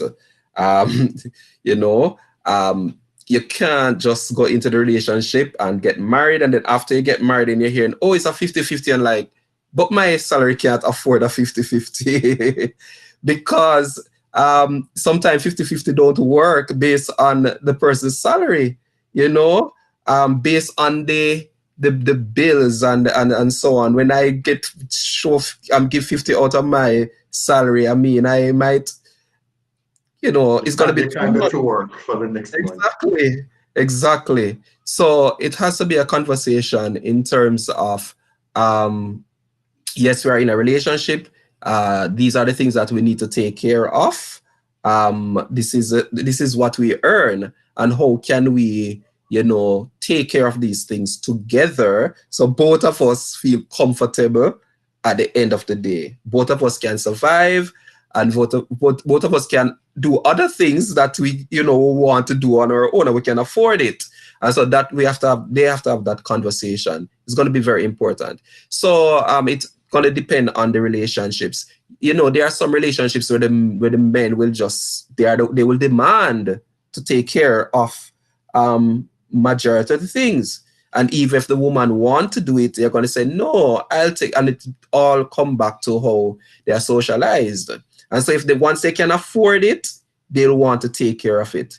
Some men would think that, okay, if something goes wrong in the house, if a window want to fix, then it's my responsibility to fix it. So sometimes that agreement, those agreements can, they can have those agreements too. It depends on the relationship, as we said.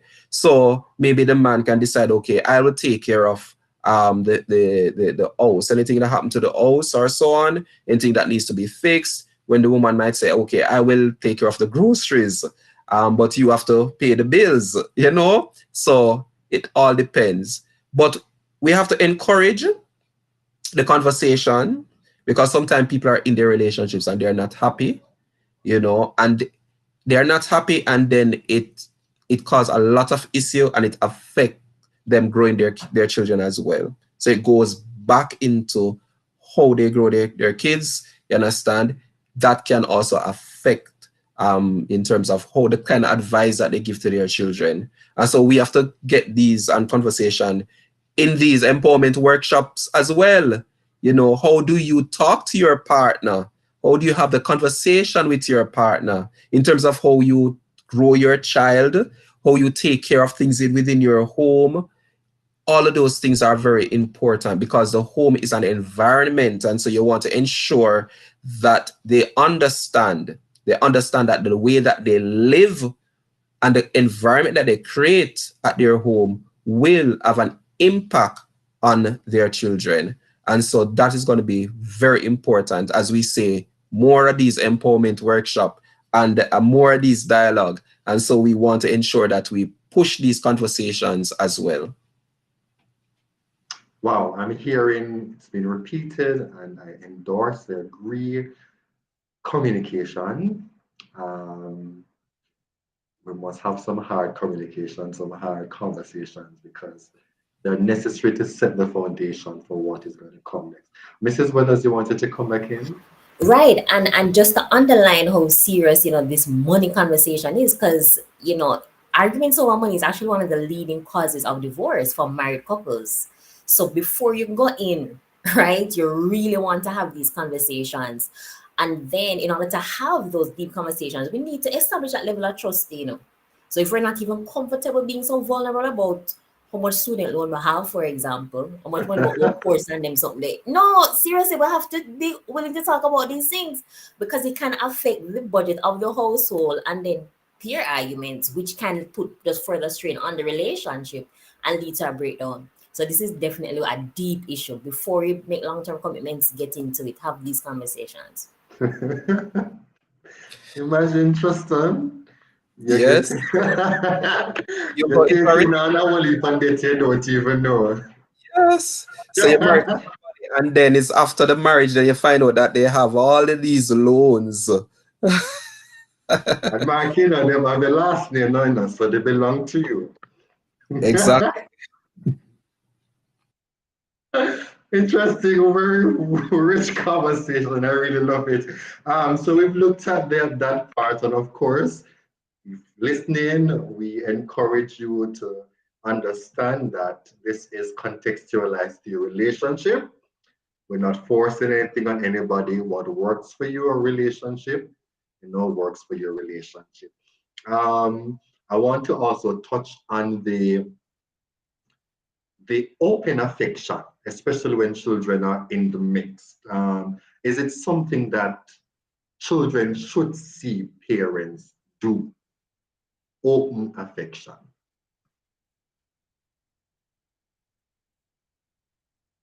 I would say, yeah, it is. I sound unsure, trust that.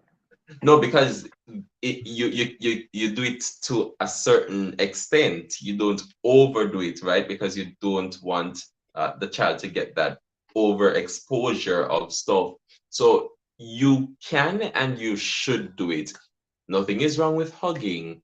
And if it is that you want to give a little kiss here and there, then that's fine. Um, it should be done. So when persons go out, when the child goes out, and it is time now for them to be in the same position as their parents in that marriage setting, then these things are normal. It is okay for me to hug. It is okay for you to hug me. These are things that I saw in my parents. These are things that I want you to do for me because it is normal. I think a lot of times these things are looked on as being taboo or stuff like that. And so you have in our young relationships now, the female might be very she loves the touch and stuff like that. She loves to hear the kind words and the I love yous. But then on the other hand, the male did not see this in his family. So he is withdrawn now and he's saying, why should I be hugging you? Why should I be touching you? Why should I be telling you these stuff?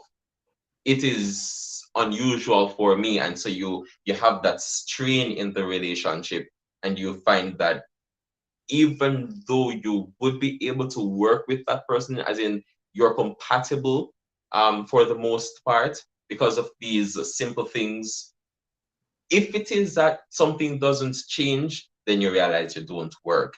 So I think open affection, it is necessary. And as I said, to an extent, you don't want to overdo it. But yeah, man, show the children that you can openly and publicly hold on to your hobby. This is your person. This is your baby. This is your husband. This is your wife. Show them that you can, yeah, yeah, openly and publicly show that you love each other. And and affection is not reserved for just sex. It's, it's words of affirmation and gifts or whatever. Of course, people have to work around the different love languages that their partners, that is their partners. But yeah, it shouldn't just be limited to, okay, sex time, right? That's when love comes in. I'm sorry, I can be. Uh, yes, Mrs. Weathers. Right, because I mean, people have sex and they're not in love, so having sex is not, you got the love, so True, right. true. So we definitely want to ensure that we are showing affection in healthy ways, so that it becomes a norm, so we know that our children can see that and model that, and such forth. That is definitely key. And as you touched on love languages, we have to be willing to learn about our partner, right? Because your partner or your spouse will know about themselves more than you do. It's like you're always discovering something. So the love languages that Mr. Madden was referring to, so things like physical touch, does your partner prefer to be touched? Or do they prefer when you buy them something, physical gifts? Do they want you to use more kind words of affirmation? Do they want you to spend more quality time with them, just doing things around? And what's the other one? The other one is with me. It's five love languages, right? But you want to study your partner, know how it is that they communicate love. So if I am not big on receiving gifts from my husband and every day I come home with something new, but for me, my thing is spending quality time when it comes and just having a deep conversation with me. We just watch some Netflix and we just chilling and stuff, right? If that is more of an importance for me in terms of quality time, it don't matter how much, it doesn't matter how many gifts he buys, I just won't see that as him loving me. So I have to be willing to study our partner and know how that affection is really being communicated to them. Listen, it's all a but change up of a go on, and I, sometimes I don't feel we're ready for this because we grow up in our own ways, and sometimes, and you're a lecturer as well. One of the things I've discovered through education is that A lot of time lecturers teach how they prefer to learn, which is not necessarily the way that the students prefer to learn. And so we have to now adapt to our students, our audience, and it's the same for a relationship. We have to be willing to open to learning and to readjusting so we can, as best as possible, please the person who we say we love. Michelle, your time. Yes, I mean, I think it's very important. It's I said before, we actually create an environment, and so they are going to live what they learn from that environment. Of course, there are other influence outside because we know in terms of there's a community, there is a school, so they will pick up other things in terms of how they relate with even their partner. But we have to know in terms of in terms of moderation, as of course, because you don't want they think that okay, everything is acceptable when you just go into a relationship like that. Husband and a wife do different things, and so you don't want just they think that okay, they can just do anything, just grab a girl like that and hug her and touch her in certain place. So you have to be very careful in terms of what you do. And of course, it have to do with in terms of age of sorry, the age in terms of the kids and what you do in front of them at a certain age. Of course, what you do in front of them, there's also conversation that happen as well. And so they know mommy and daddy and what mommy and daddy is all about. If you're married or if you're in a common law situation, they understand what is happening and they understand the do's and don'ts and what happened in the home and what you don't do outside of the home. So they understand all of that. But of course, as you said, it's not all about the sexual acts. It's the compassion, is a saying, I love you, is a say, the affirmations, encouraging each other as partners. And so they learn from those things that, okay, it's a support system as well.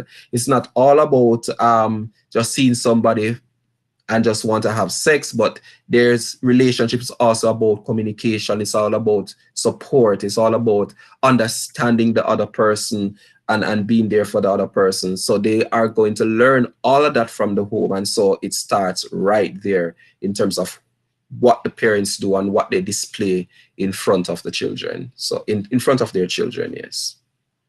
Before you Yes. come in, O'Neill, can you just imagine, like for example, we do this a lot in church, when they're celebrating the anniversary and stuff like that, and persons call for you to relive a moment of the wedding how many years ago, and the child is there and the child is looking on, and the parents are about to kiss, right?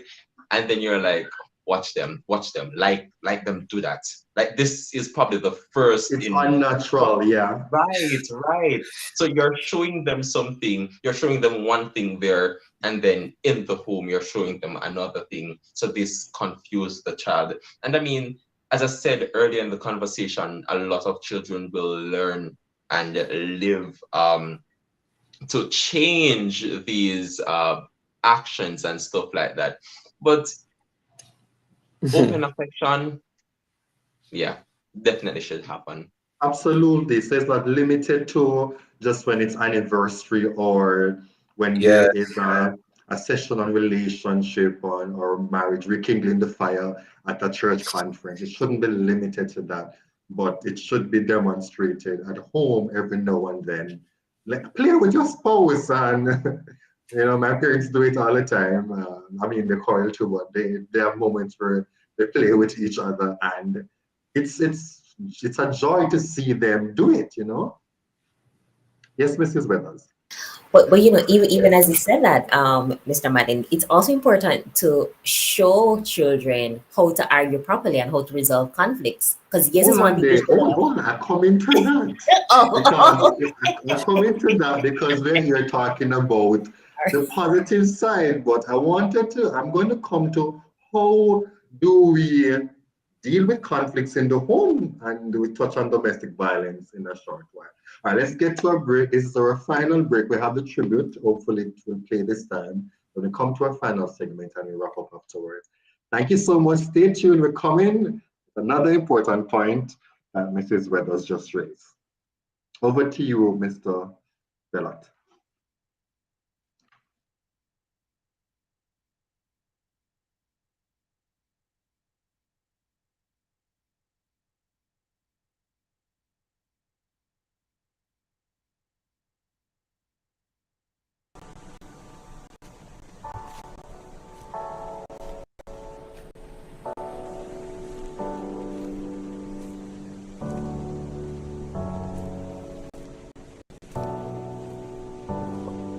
Hello, Umbres. The quote for today is from Reed Markham. He's an author. It states, "The quality of a father can be seen in the goals, dreams, and aspirations he set not only for himself, but for his family." I want to take this time to wish everybody, all fathers, a happy Father's Day. I know within our society we have a situation in which not many persons have an active father or father figure within their lives or within their environment. So I just want to appreciate those who is setting goals, dreams, and aspirations, not for himself, but his family, and whether that mean biological or non-biological. Happy Father's Day. Mahatma Gandhi once said, "A man is but a product of his thoughts. What he thinks is what he becomes." As we pause to celebrate yet another Father's Day, we know that fathers aren't recognized as they ought to. But U.M.B.R.E Jamaica, we take the time out to say, we celebrate with you and we celebrate you. And we encourage you to take the time out to celebrate yourself.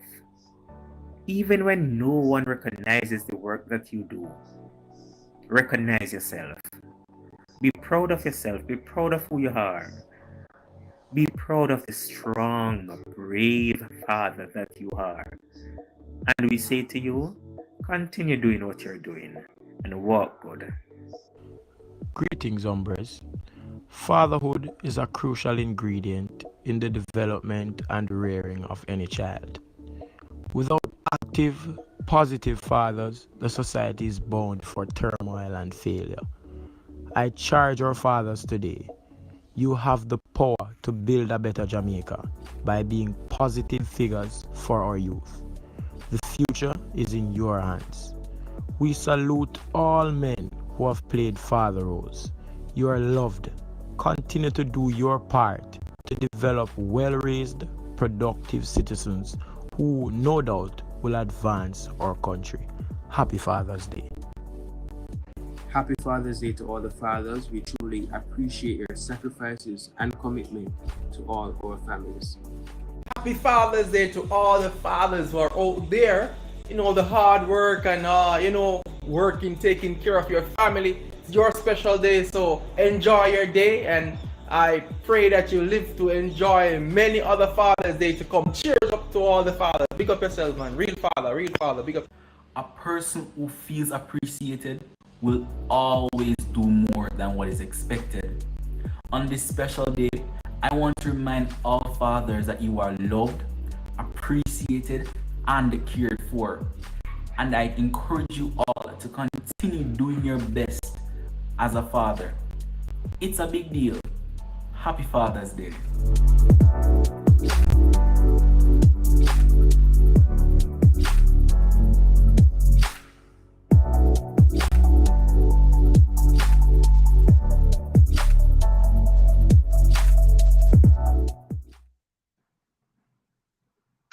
Love lovely tribute coming from some of our umbers. Thank you so much for sending those kind thoughts to our fathers.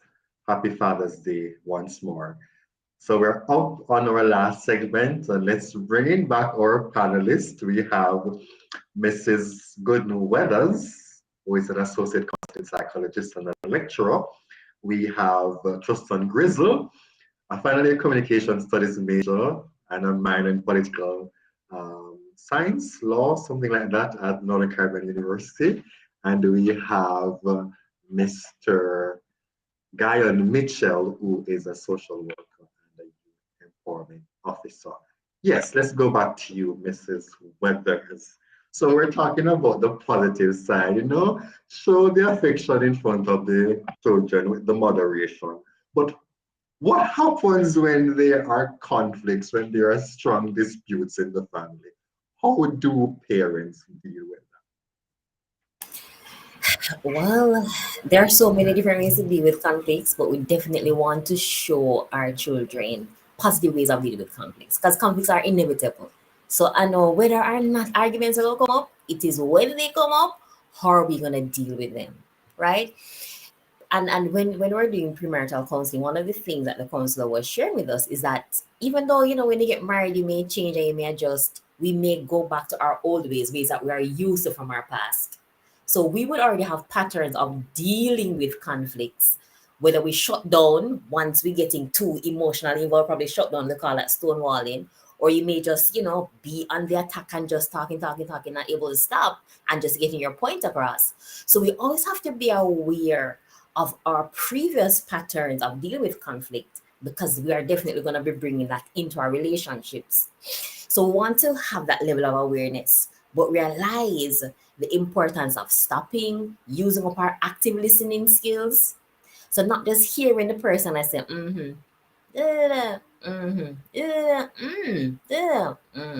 right? You want to give some proper feedback.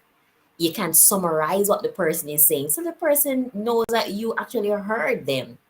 But again, this is going to be taking practice and for us to literally stop ourselves from just acting from our feelings and really thinking through when we're in a conflict situation. Wow. I think Tristan is battling that. I notice your facial reaction to that situation. Absolutely.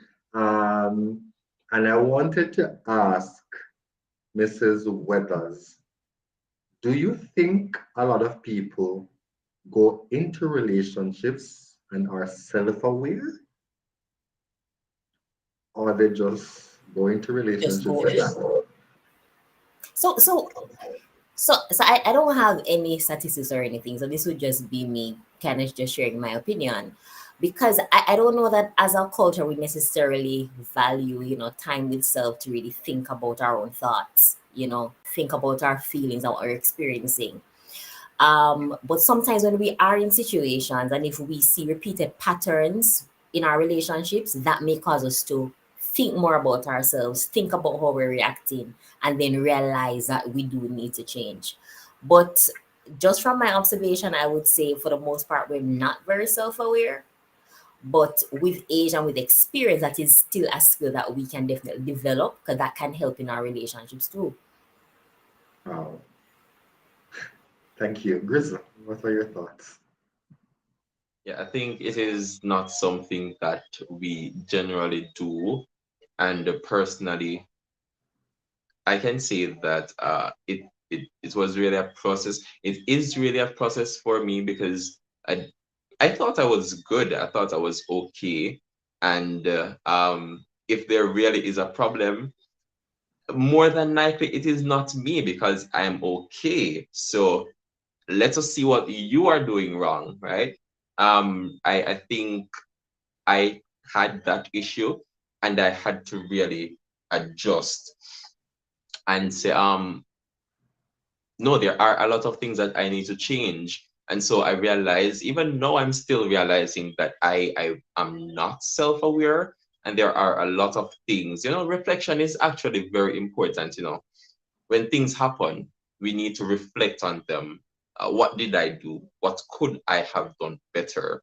What am I not going to do next? If a situation like this comes up, what should I do? What should I not do? What is going to irritate my partner, or whatever the case is? We need to have these conversations. A lot of us, we don't know ourselves. We aren't self-aware, and so that causes conflict in a lot of relationships.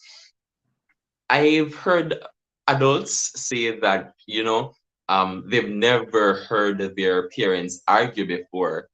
And this is mostly because when an argument comes up, the parents keep it and they sort that out in the bedroom. So when there are no eyes, that's when all the issues are sorted out. So there's no conflict, there's no argument in front of the children. I'm not sure how effective that is, because if it is that I've never seen you have a conflict, then if you don't tell me what to do and how you did what you did, then I'm going to think that it is okay for me not to have any conflict. And as Mrs. Weathers said earlier, conflicts are inevitable, right? Disagreements are inevitable, but we need to understand how to deal with it. If it is that the best way for you to deal with it is for you to talk it out in the bedroom without the eyes of the children, then eyes and ears of the children, then fine. But if it is that you need to show them right there and then, this is what I'm saying, that is what you're saying, and even if you need to agree to disagree just for peace to reign, then show them that's how you deal with it. And yeah, I'm not sure which way is the best, or I don't think one particular way is the standard for everybody. It's just what works for you. Yes, and it also, I think, is based on the type of conflict that you're having, because Yeah. certain things you would definitely don't want the children to hear, to get involved in. But if it's Right. something that can, it's good for ear play, as we would say, then you probably can have it in front of them. Mitchell, do you have any thoughts on this? Yes, I mean, I've been thinking about the question, and yeah, I realized that, one, first of all, we know that conflicts are natural, and we all have different opinions on certain things, and so will always, there'll always be something that we will see different, and so we will have a disagreement. The disagreement might be simply what to cook, the parent can just simply say, I'm tired of chicken. And, so one is saying, well, but I prefer cooking chicken, and that can just cause a disagreement. And it's how they resolve that disagreement so that they can come, at the end of the day, they can agree what to cook and both feel, that there's a win-win situation. So, that now the child may see those type of things, because I think it is important that you show them how to handle disagreement. No, there's definitely some conflicts that you don't want to get them involved in, and I understand that, because there are certain things that will escalate at times, and if you did not have agreements before in terms of how to deal with these conflicts, then will escalate in front of the child. And so with the conversations that we started off with, and the importance of communication, we have to know, so listen, we're in a relationship, we're going to have disagreement, but listen, there are certain things, these are the things that we should not discuss in front of the child. So we have to have even agreements on how we actually deal with the conflicts when they do arise, because they're going to happen. We're going to have disagreement. And so I think it's all about the communication and the agreement that the parents will have going into relationships. Because when the conflicts happen, sometimes you forget that the kids are there, and you may say things and that you didn't want them to hear. But I believe that if you are able to set those standards before, then even the partner can even remind us, say, all right, we'll deal with this later. Or, if it's something that is going to, they see that it's escalating, because you would have had this agreement from the beginning. So it goes back to the conversations. It goes back to the importance of communication, and seeing that communication is going to be key, and one of the main things that we have to ensure that we empower our men with, in terms of how they play that father role in the home, because that is one of the main things that we are here, and it all lead back to the role that they play in the home. And so communication, we have to ensure that they know how to communicate, and they understand how important it is, and they are not afraid to communicate. They are not afraid to communicate and say how they feel about certain situations. So it goes all back to that. Thank you, Guyan, our Youth Empowerment Officer. Our time is up on us, and I really want to thank each of you for your expertise, sharing on this very important conversation, Manayard, the role of men in the home. I want to bring you back in just to wrap up and share your thoughts on your vision of, fatherhood, where you want to see fatherhood reach in Jamaica.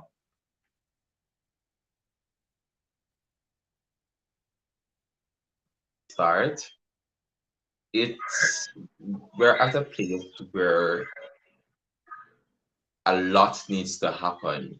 A lot of changes must be made. And if we don't make those changes, then we're going to have a continual degradation in the morals of our society, in how emotionally stable and emotionally aware our children are, especially our males.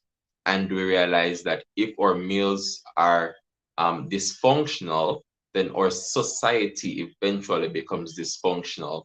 It therefore means that the fathers play an important role in the household and in teaching the children how to be holistic beings. It's not about just academics or the finances, but it is how we communicate, how we socialize with each other, how we relate to one another. So I'm hoping that initiatives like these and U.M.B.R.E Movement, kudos to you. This is absolutely a phenomenal move by you. And we need to have more conversations like these, more persons need to be hearing about these things and how we can change, because if we don't change, then we are not going to become a better society. And what we want is to have a better society, which therefore calls for change. So thank you again for the opportunity, and thank you for having this initiative. I'm hopeful that us present here today, we will definitely make those changes in our lives, and we will not only keep these lessons to ourselves, but we will share them with our peers and our relatives as well. Thank you. That's from Tristan Rizzo, our student representative, representing the more youthful population, communication studies major from Northern Caribbean University. Thank you very much, Tristan. Mrs. Gooden Weathers, what are your final thoughts on on where you want to see fatherhood reach in Jamaica? Okay, so definitely, for conversations like these to be more normalized, and again, I mean, this move by Umbre is just phenomenal. Like, it's really impressive, and just how the session has progressed. Definitely want to give kudos to the organizers for that. Really awesome. So, want to have these conversations going.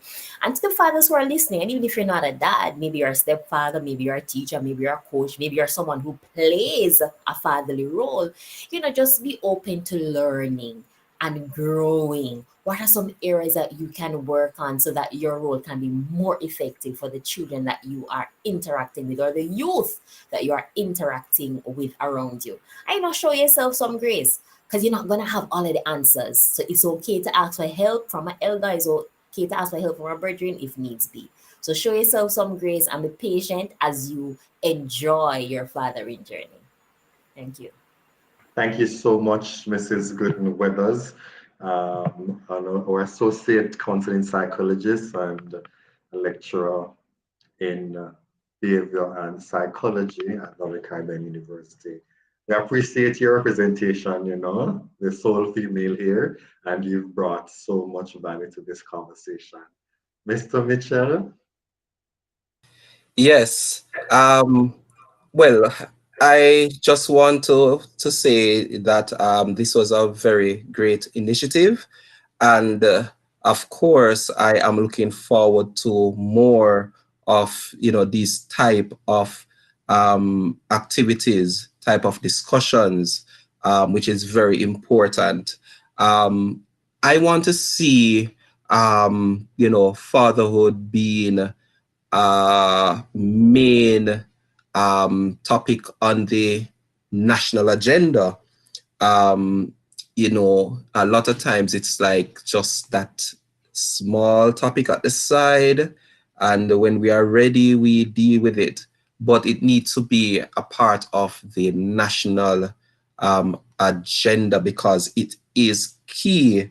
It is key. We are in a crisis, and we need our fathers. Our homes need fixing, and that is a reality. Our homes need fixing, and if we don't do this, if we don't attack the root cause of all of this, then we are going to keep on just putting on band-aids, and we won't see change in our society. We're still having our young people continue going into violent activities and drugs and all of those things because they are not getting proper guidance. There is the National Parenting Support Act. So there are things there on paper, but we want to see more being done in terms of the actualization and the implementation of these acts. And so let us educate ourselves. Let this organization, know about these acts that are there and also advocate. So you can use what is there already, what our government and parliamentarians have agreed on. They passed a National Parenting Support Act. I think it was in 2012, and so we want to see more. This act is there. We want to see more. How does this act support our fatherhood? Our fathers. How does the government, because the act speaks of funding programs and all of that, are we seeing enough programs to empower and build our fathers? And so we need to know, advocate for more programs and resources to empower our fathers, because that is important. Our young people, they need their fathers. They need that support. It is absolutely important. It's critical that we focus on empowering our fathers in this society. Thank you so much. An excellent way to wrap up this forum this evening. That's Guyon Mitchell, Youth Empowerment Officer and Policymaker in the Ministry of Education. Thank you so much, panelists. Thank you so much for those who tuned in. Thank you for the comments that you've left us on YouTube. And it was a very enriching conversation.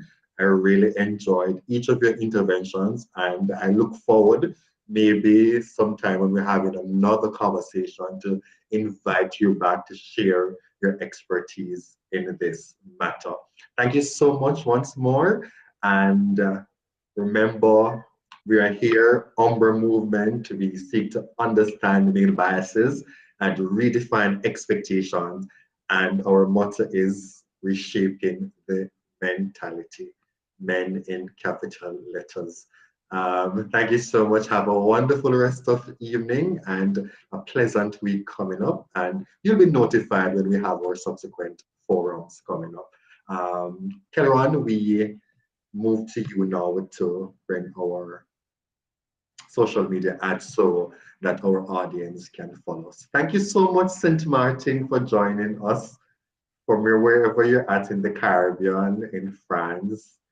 Thank you so much. Muchas gracias. Merci beaucoup.